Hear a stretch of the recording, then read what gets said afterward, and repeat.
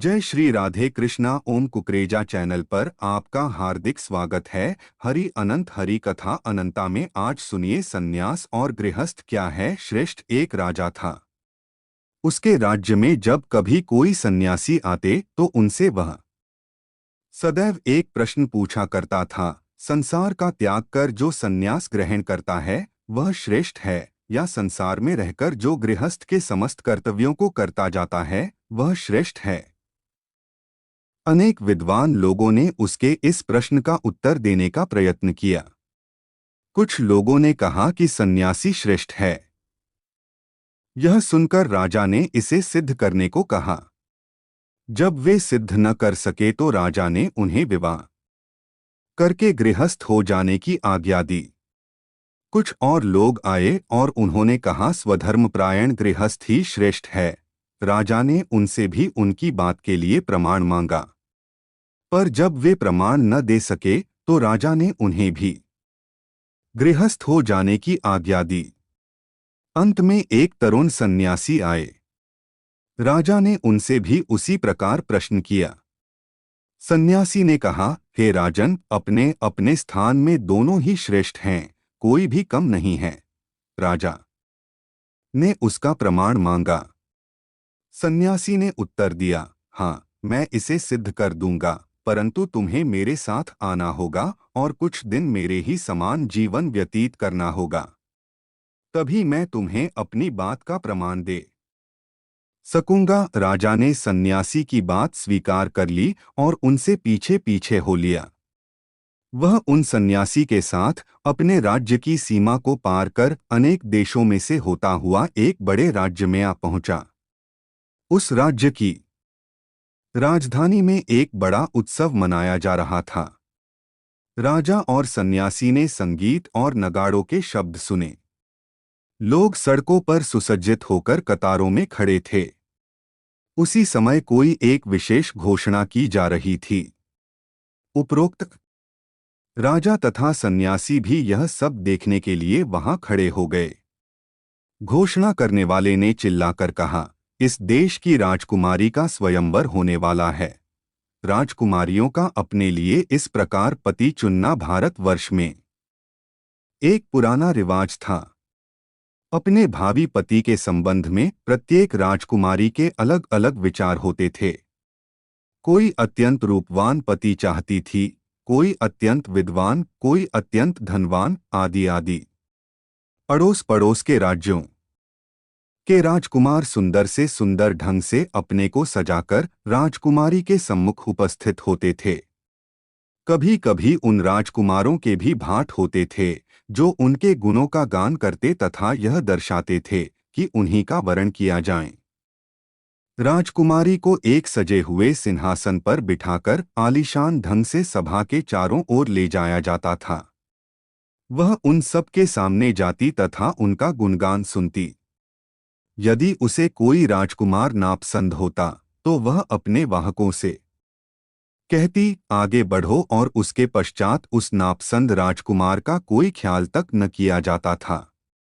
यदि राजकुमारी किसी राजकुमार से प्रसन्न हो जाती तो वह उसके गले में वरमाला डाल देती और वह राजकुमार उसका पति हो जाता था। जिस देश में यह राजा और सन्यासी आए हुए थे उस देश में इसी प्रकार का एक स्वयंवर हो रहा था। यह राजकुमारी संसार में अद्वितीय सुंदरी थी और उसका भावी पति ही उसके पिता के बाद उसके राज्य का उत्तराधिकारी होने वाला था। इस राजकुमारी का विचार एक अत्यंत सुंदर पुरुष से विवाह करने का था, परंतु उसे योग्य व्यक्ति मिलता ही न था। कई बार उसके लिए स्वयंवर रचे गए, पर राजकुमारी को अपने मन का पति मिला। इस बार का स्वयंवर बड़ा सुंदर था। अन्य सभी अवसरों की अपेक्षा इस बार अधिक लोग आए थे। इतने में वहां तरुण सन्यासी आ पहुंचा। वह इतना सुंदर था कि मानो सूर्यदेव ही आकाश छोड़कर स्वयं पृथ्वी पर उतर आए हों। वह आकर सभा के एक ओर खड़ा हो गया और जो कुछ हो रहा था उसे देखने लगा। राजकुमारी का सिंहासन उसके समीप आया और ज्यों ही उसने उस सुंदर सन्यासी को देखा त्यों ही वह रुक गई और उसके गले में वरमाला डाल दी। तरुण सन्यासी ने माला को रोक लिया और यह कहते हुए, छिट छिट यह क्या है, उसे फेंक दिया। उसने कहा, मैं सन्यासी हूँ, मुझे विवाह से क्या प्रयोजन। इधर राजकुमारी इस युवा पर इतनी मोहित हो गई कि उसने कह दिया, मैं इसी मनुष्य से विवाह करूंगी, नहीं तो प्राण त्याग दूंगी। और राजकुमारी सन्यासी के पीछे पीछे उसे लौटा लाने के लिए चल पड़ी। इसी अवसर पर अपने पहले सन्यासी ने, जो राजा को यहाँ लाए थे, राजा से कहा, राजन चलिए, इन दोनों के पीछे पीछे हम लोग भी चलें। अंत में एक जंगल में घुस गया। उसके पीछे राजकुमारी थी और उन दोनों के पीछे ये दोनों। तरुण सन्यासी उस वन से भली भांति परिचित था तथा वहां के सारे जटिल रास्तों का उसे ज्ञान था। वह एकदम एक रास्ते में घुस गया और अदृश्य हो गया।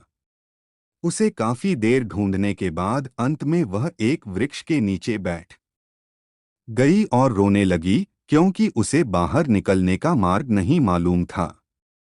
इतने में यह राजा और सन्यासी उसके पास आए और उससे कहा, बेटी रो मत, हम तुम्हें इस जंगल के बाहर निकाल ले चलेंगे, परंतु अभी बहुत अंधेरा हो गया है, जिससे रास्ता ढूंढना सहज नहीं। यहीं एक बड़ा पेड़ है, आओ इसी के नीचे हम सब विश्राम करें और सबेरा होते ही हम तुम्हें मार्ग बता देंगे। अब उस पेड़ की एक डाली पर एक छोटी चिड़िया, उसकी स्त्री तथा उसके 3 बच्चे रहते थे। उस चिड़िया ने पेड़ के नीचे इन 3 लोगों को देखा और अपनी स्त्री से कहा, देखो हमारे यहाँ ये लोग अतिथि हैं, जाड़े का मौसम है, हम लोग क्या करें, हमारे पास आग तो है नहीं। यह कहकर वह उड़ गया और एक जलती हुई लकड़ी का टुकड़ा अपनी चोंच में दबा लाया और उसे अतिथियों के सामने गिरा दिया। उन्होंने उसमें लकड़ी लगाकर आग तैयार कर ली, परंतु चिड़िया को फिर भी संतोष न हुआ। उसने अपनी स्त्री से फिर कहा, बताओ अब हमें क्या करना चाहिए। ये लोग भूखे हैं और इन्हें खिलाने के लिए हमारे पास कुछ भी नहीं है। हम लोग गृहस्थ हैं और हमारा धर्म है कि जो कोई हमारे घर आए उसे हम भोजन कराएं। जो कुछ मेरी शक्ति में है मुझे अवश्य करना चाहिए, मैं उन्हें अपना यह शरीर ही दे दूंगा। ऐसा कहकर वह आग में कूद पड़ा और भुन गया। अतिथियों ने उसे आग में गिरते देखा, उसे बचाने का यत्न भी किया, परंतु बचा न सके। उस चिड़िया की स्त्री ने अपने पति का सुकृत देखा और अपने मन में कहा, ये तो 3 लोग हैं, उनके भोजन के लिए केवल एक ही चिड़िया पर्याप्त नहीं। पत्नी के रूप में मेरा यह कर्तव्य है कि अपने पति के परिश्रमों को मैं व्यर्थ न जाने दूं। वे मेरा भी शरीर ले लें। और ऐसा कहकर वह भी आग में गिर गई और भुन गई। तब सन्यासी ने राजा से कहा, देखो राजन, तुम्हें अब ज्ञात हो गया है कि अपने अपने स्थान में सब बड़े हैं। यदि तुम संसार में रहना चाहते हो तो इन चिड़ियों के समान रहो, दूसरों के लिए अपना जीवन दे देने को सदैव तत्पर रहो। और यदि तुम संसार छोड़ना चाहते हो तो उस युवा सन्यासी के समान हो, जिसके लिए वह परम सुंदरी स्त्री और एक राज्य भी तृणवत था। यदि गृहस्थ होना चाहते हो तो दूसरों के हित के लिए अपना जीवन अर्पित कर देने के लिए तैयार रहो। और यदि तुम्हें संन्यास जीवन की इच्छा है तो सौंदर्य, धन तथा अधिकार की ओर आंख तक न उठाओ।